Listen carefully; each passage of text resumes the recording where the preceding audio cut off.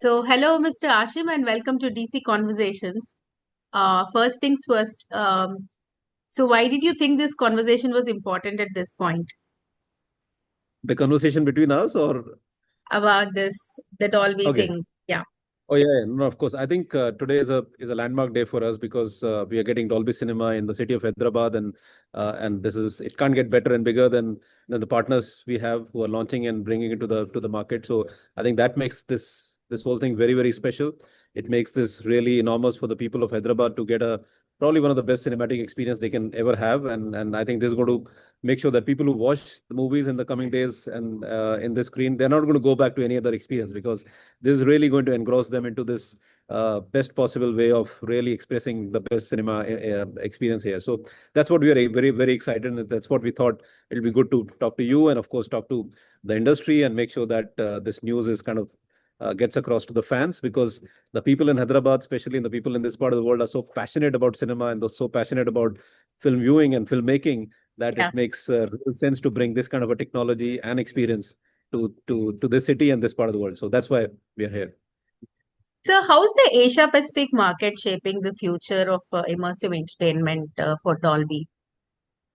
No, I think this market of the entire Asia Pacific is very important for Dolby because if you look at uh, the big countries, and I'm not talking just from a cinema perspective, I'm talking generally about the businesses and what Dolby does. So if you look at the big markets like, or big manufacturing markets like China and Korea and Japan, I think those are the markets where a lot of our OEM partners are based, and they are producing products which are not just for the domestic market but impacts a lot of global, say, kind of consumption as well. So I think these markets become very, very important from that perspective. When you look at emerging markets like say India, Southeast Asia, and even Middle East, these are very big consumption markets. These are still growing markets for OEMs, and these are places which drive a lot of content for not only for these markets but also globally as well. And a lot of that consumption is locally driven in terms of local content creation. So that's why when you join all these dots, because if you look at Dolby and if you look at the content ecosystem, we work closely from where the content starts. So we work very closely with the content creators and the place where the content is created. We work very closely with the distribution companies where the content is which is created is in Dolby is distributed in the same way. And then finally we work with the playback devices and the company. So when you look at this entire chain, I think this becomes very important from a APAC perspective where we work with all these three constituents very, very strongly and making sure that the content is created more and more in Dolby in different languages in different countries.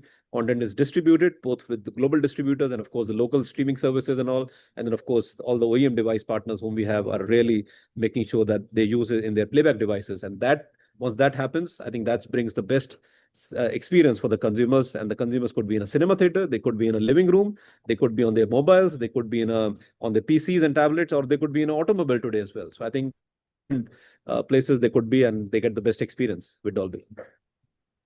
So, like you mentioned, they could be on any platform. So, as streaming grows rapidly, how is Dolby adapting its technology for home and mobile viewing experience?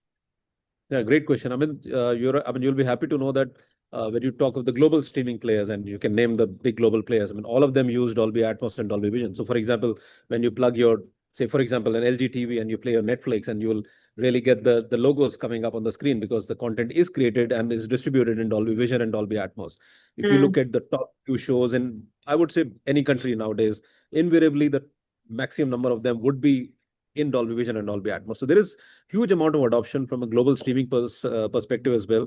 When you talk from a local perspective, especially India, we are very happy to work with a lot of big streaming partners. In fact, last week when the cricket was happening, it was again being streamed in Dolby Vision and Dolby Audio. So I think all the big streaming services, when you look at regional services and you go down south with Sun or you go to east with a lot of these other streaming services, they're all creating content and streaming content in Dolby technologies today. So I think the adoption of Dolby, both from a global perspective, from a streaming perspective, as well as locally, I think we are very happy with the adoption we have for now.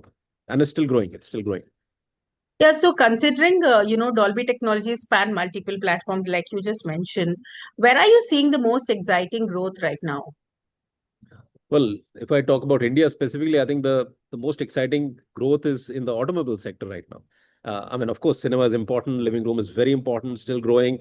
But the real exciting stuff which is happening is in today is on the automobiles, on the car side, where a lot of cars today are on road which have Dolby Atmos experience and Dolby Vision experience in the cars on the go. So I think that's really exciting space, relatively new for Dolby, because that's what we started very recently, even globally for that matter. But in India, we have got huge traction with Mahindras, with Tatas. A lot of vehicles are there on road, a few vehicles from Maruti. So I think we have got some good traction going, and there are uh, multiple thousands of these cars already on road driving these experiences. There are services which are streaming in the car today, bringing that great experience there. And so that's what we say, wherever you are, we are trying to get you the best experience. So talking about experiences, what role do you think technologies like Dolby Atmos and Dolby Vision play in redefining how audiences experience content today? Yeah. A great question again.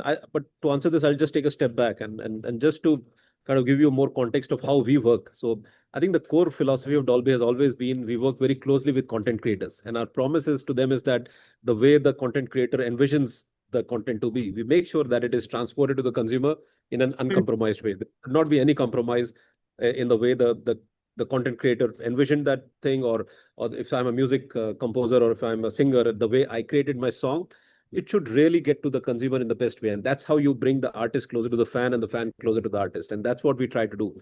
So when you look at what we are doing today, I think it's actually just focusing clearly on that and bringing more and more experiences for consumers, which really bring them to the closer to the content. Yeah. So India has And embraced, I missed the second. I missed your question. Can you repeat that again? so I what think. role do technologies like, Yes. So when you look at Dolby Dolby Atmos? Atmos, so Yeah. so so having said that, when you look at Dolby Atmos and Dolby Vision, I mean, we feel that fine, there are technologies, but we actually use them as tools to really tell the story in a better, effective way. Yeah. Because when you talk of Dolby Atmos, I mean, how you use sounds in Dolby Atmos, sounds are used in a 360 space, and where you can actually use sound as objects and place them the way naturally it should be available. And that gives freedom to the content creator to make sure that they use the sound to tell their stories better. Same is the case with Dolby Vision. I mean, if you look Dolby Vision with the ultra vivid colors and the contrast and the depth of immersiveness, what it gives, it just helps the storyteller to tell their content in a better way possible. And when both of these combine from an audiovisual perspective, I think that's the full glory of experience you can get. And that's what these technologies, but we think that these are experiences which are coming to the consumers, and bring the great entertainment experience to them. Yeah, sorry. Right. So, India has embraced Dolby in cinemas. What do you think drove that strong consumer connection? What was the key driver? I think India as a country is so passionate about cinema, including myself, including I'm sure you also love movies. So I Yeah, think yeah, all absolutely. individually we are so passionate about cinema, and when we get an opportunity to really watch the movie or our content in the best way possible, we just lap at it. We just go for it, and it actually works both sides. It works from a content creation perspective. So again, we need to make sure that the content creators really adopt these technologies and use them in the best way possible. So I think we get a lot of support from the industry per se, whether it is the content creators, the directors, the sound designers, the cinematographers, the recording engineers, so all of them in the studios and the whole infrastructure which actually equip and make sure that the content is created. I think that's one part of it, and we are so happy that we get a huge amount of traction there, and people really use these tools to tell their stories better. And the other side is the consumer part of it, when they understand that this content is really available in the best way possible, and where they can really get the immersive, realistic experience with Dolby Atmos and Dolby Vision and the ultra vivid colors of Dolby Vision. I think that's what gives both sides a win-win situation, that you create in the best way possible and you experience in the best way possible. And that what drives this whole ecosystem, so to speak. So I think that's what it is. I think the passion of content creators, the passion of the consumers to watch it in the best way, I think that just keeps driving this whole thing. Yeah. So one last question. So with technology evolving rapidly, how do you keep the Dolby experience relevant for younger and digital first audiences? Again, I mean, you're right. I mean, younger audience, of course, cinema is one part of it, which keeps a lot of even youngsters kind of engrossed. But the other thing which we are really excited is what happens on the smartphone.